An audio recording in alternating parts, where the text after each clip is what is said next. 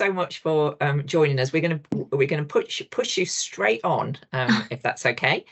And Sarah, for people who don't know Sarah is, well, she can introduce herself properly, but she is the Deputy Chief Finance Officer at our regional team at NHS England. And following a request from your value maker leads, we've asked Sarah to come along today to explain a little bit about the changes that are going on across the region. But Sarah's also going to take a little bit of time to talk to us about the NHS Operating Framework. So thank you, Sarah.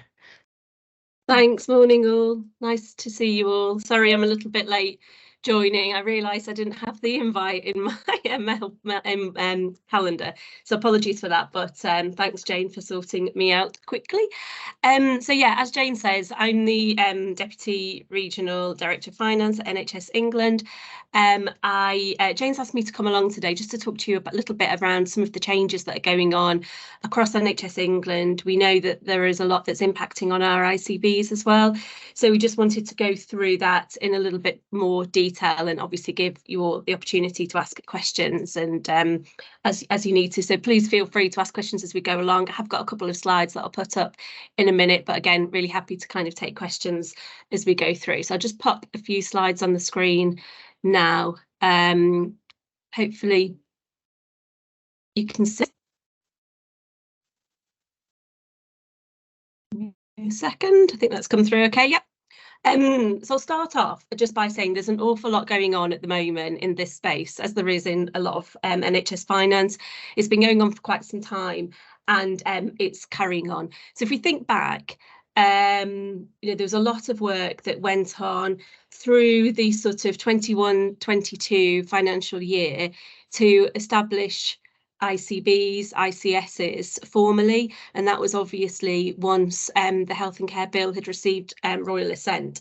And as I'm sure you know, from 1st of July 2022, ICBs were formally established on a statutory footing, and obviously CCGs, as they were dissolved. Moving forward a little bit, earlier this year in April, from NHS England, we delegated what we call POD. So it's pharmacy, optom and dental services that were previously commissioned by NHS England, and they were delegated to our ICBs. So the money transferred, and obviously the accountability and the responsibility for commissioning those services transferred from NHS England to ICBs for those to be commissioned on behalf of the local populations there. And then we're still in a bit of a change at the moment, in that we're in the process of implementing the NHS Operating Framework, and I'll talk through that in a little bit more detail in a minute. I'll send these slides to Jane so that she can circulate them, but there's a link in here as well where you can see a little bit more about the NHS Operating Framework. What does it mean for NHS England? What does it mean for systems as well? We're in the process of creating what we call our change programme in NHS England, which is called Creating a New NHS England. So I'll talk about what that means a little bit. We know that ICBs are in various different stages of their consultation processes, and that's in response to reductions in running costs that are going to hit from next financial year onwards. And we are also planning to delegate the large proportion of our specialised commission services from NHS England to ICBs from the start of next financial year, with the staff following a year after that. So it's those last four that I'll really focus on, those last 4 bullet points that I'll really focus on this morning. So first of all, what is the NHS Operating Framework? There's a really busy slide here that I'm not going to go through in a lot of detail. There is a link. What I'll talk through is just a little bit of the principles without going into it in a huge amount of detail. But it talks essentially around what are we here for as the NHS. So obviously a lot of this is very straightforward, but always helpful to remind ourselves, leading the NHS in England to deliver high quality services for all. And then what do NHS England do? So we kind of try to set the direction, allocate resources, ensure accountability is there, develop people and networks and systems and support them, and mobilise networks where things are done sort of at scale rather than individually, enable improvement and drive transformation and deliver services. So there's a lot in there, but that's, it in a nutshell. what I think is quite helpful is looking at, well, how do we break this down and where do those accountabilities sit between providers, between ICBs and within NHS England? And there's quite a helpful sort of set of bullet points here that just try and summarise that quite a high level. But I'll start sort of over from the right hand side in terms of what does NHS England do. So it's a little bit about what I've said earlier. So we try and sit in that space between what's happening locally in systems and government in terms of their conversations and negotiations. So use that input and that local knowledge to try and influence and understand kind of the NHS mandate as to be agreed with government, and obviously agree those performance targets based on what we believe is achievable and also what we're being asked to do, and try and then get those effective working relationships set up. The space that ICBs are in and are continuing to move into is that overall kind of system leadership, balancing between immediate priorities and longer term priorities, overseeing the local delivery of what we're being asked to do. And obviously that includes the money as well from a financial perspective, and also kind of working with partners more broadly within the system that are not NHS or local authorities and similar as well. And then on the provider side, this is clearly where there's then the very local statutory responsibility for the provision of those safe and effective services. The financial accountability falls at a provider level as well as compliance with licenses and CQC standards, etc. as well. And then there's a little bit around what are we hoping to achieve in terms of medium-term objectives and obviously our longer-term health outcomes as well. So just helpful kind of to remind ourselves, I think, of that overall framework for NHS England. There's a lot in there, and there's a whole great big document about this on the NHS England website. So the link is within this material. So if you are interested, do feel free to have a look at that in a little bit more detail. But I'll move us on to some more practical aspects of what we're looking at the moment. And right now within NHS England, we are in the middle of a change programme. It's called Creating a New NHS England. And essentially it's about trying to simplify and streamline and make more efficient the services that we do, the way that we interact with systems and providers, to try and talk with one voice and to do it as efficiently as possible. It's bringing together what was formerly a number of different organisations. So if you roll back a little bit further, we had NHS England and NHS Improvement separately, which are now together under one organisation, along with NHS Digital and Health Education England. So all of those organisations are now known as NHS England, and the idea is that we can operate more efficiently and effectively as one organisation. So the whole process of creating a new NHS England is to bring those organisations together and also to work within an overall smaller resource pool. So the ambition from the very outset for this programme was that the combined organisation would be between 30 and 40% smaller in terms of people than the sum of the previous kind of 3 or 4 independent organisations. And that's kind of the process that we've been working through at the moment. The drivers for it are more than just, I guess, financial savings. There's a whole host of other benefits that I think we can expect to see through bringing the organisations together and working in a different way. Obviously, around kind of joined up decision making is one of them. Like I said, talking through using the most efficient use of resources, having opportunities for all of our staff across different levels as well. And obviously what's I think really crucial is bringing the workforce a bit more into the conversation as well. So rather than having HEE, Health Education England, as a separate organisation, bringing those conversations into the forefront of what the NHS is doing. I talked a little bit about the size of the new NHS England organisation, and we talked between 30 and 40%. So I just wanted to quickly call out where we are with that at the moment. So within the NHS England regional team, we are taking our proportionate share of that 30 to 40% reduction. So we have gone through an organisational design phase where we proposed a number of organisational structures. We took one into consultation, and that consultation period ended in mid-August after 45 days. The finance structure that we've put forward was not amended through that consultation process. And again, the structure that we're putting forward aims to get that right balance of support for systems, but also making the efficiency requirements where we can do that. From an individual basis, there are individuals who have been issued with provisional status letters that lets them know where they are in the process. Do they slot into a role? Do they not slot into a role, etc.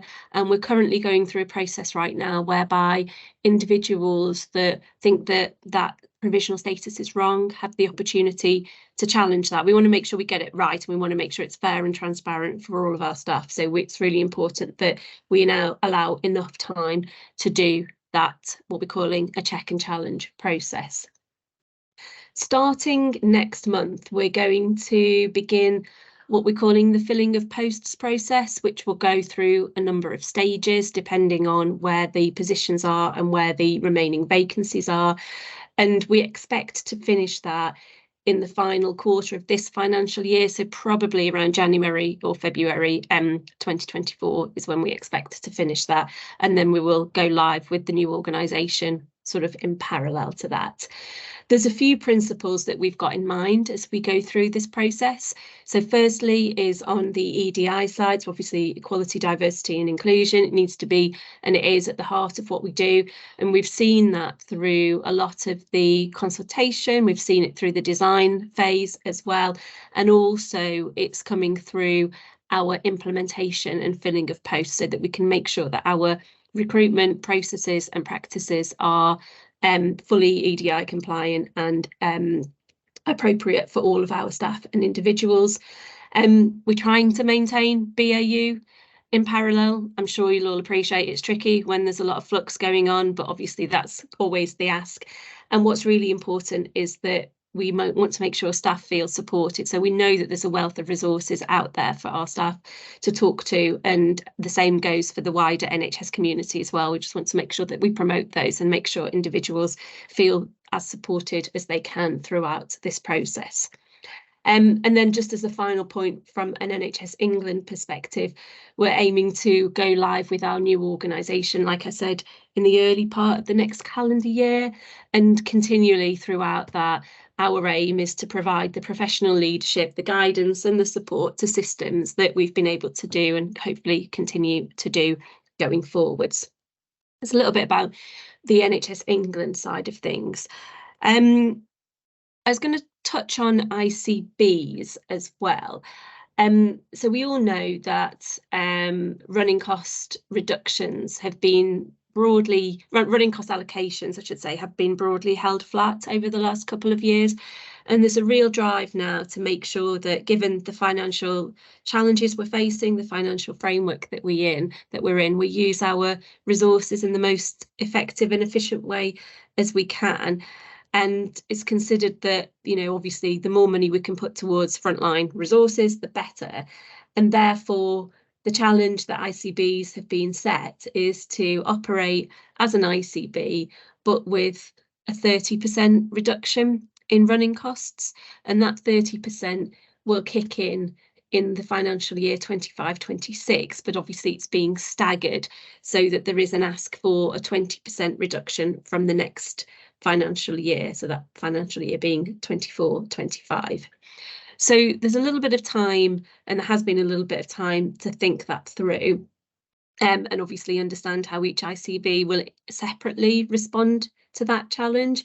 Some ICBs have more opportunities than others and can go faster, whereas others will obviously work that through in their own time.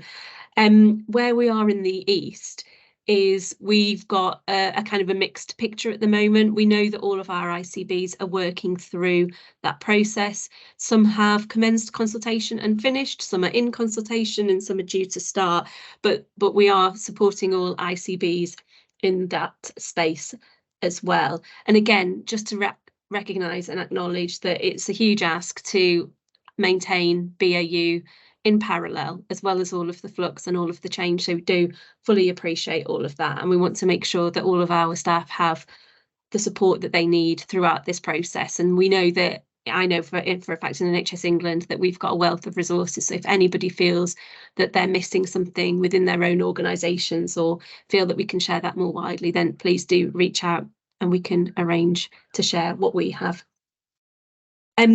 Looking a little bit further forward from where we are today, I just wanted to mention the specialised commissioning delegation. So from April next year, we are expecting to delegate a large portion of our specialised portfolio from NHS England to ICBs, and the money will transfer then. And that the benefit of that will to be joining up, a bit like the pod delegation, really joining up the provision of those services and those pathways, etc., from an ICB local population perspective. Some work going on at the moment around pre-delegation assessments and what does that mean. And the expectation then still is that, like I say, the delegation will happen from next April. And then just to allow a little bit of time to work through some of the financial framework, financial control aspects, the staff transfer the staff will transfer from NHS England to the regional specialised commissioning hub, expected to be in April, 1st of April 2025. So just a few headlines there. And I think if there's interest, we can probably go through that in a little bit more detail separately. I do think that there's another HFMA session on commissioning. So I'm sure that Anu or Moji will pick that up in due course. That was all that I had to say in terms of material, but I'm really happy to take any questions and talk through anything else that people are keen to hear about. Hope that's helpful. Thanks, Jane. Thanks, Sarah. I certainly found that really helpful. That's okay. We're interchangeable, Jane and I. One of the things that you had on the slide was the sort of providing resources to support staff. Can you give a few examples? You know, was it like interview training or CV filling in or things like that, or what else? Yeah, so all of that, Daryl. So yeah, interview training is something that we're looking at the moment. There's resources around CV writing. We've also had quite a lot of focus on building personal resilience as well. So some of the more kind of development courses as well. So personal resilience, you know, how do individuals cope with change? Everybody copes with it in a different way, don't they? Some people like to talk about it, some people internalize it and don't like to talk about it. So we're trying to pull together a really comprehensive suite of resources, recognizing that people want to, you know, need support in different ways and will benefit from support in different ways. So it is all of those things. And again, yeah, you know, I think there's a lot that we can do informally as well. So even if it's not through a formal process, if anybody needs help with applications or just a little bit of a few tips on interview practice, then I think as a community, we can offer that support as well. Thanks, Sarah. Any questions for anybody else? Happy for somebody to post something to the chat and we can pick that up. Jane's got her hand up. Yeah, thanks ever so much, Sarah. That was you got through loads of stuff in short order there. So it's actually really wide-ranging, this, isn't it? I think when you're not in it, you don't necessarily realise quite a big change there is going on across the system. So it sounds like you've got lots of support that you're giving to people, but just so that people who are not affected by it understand, do you think that people are you know, are there kind of worries at the moment? Are people, you know, my experience of people going through changes that it can be quite scary, however good the comms are. Is there anything that people who are working with people from region or ICB should be aware of?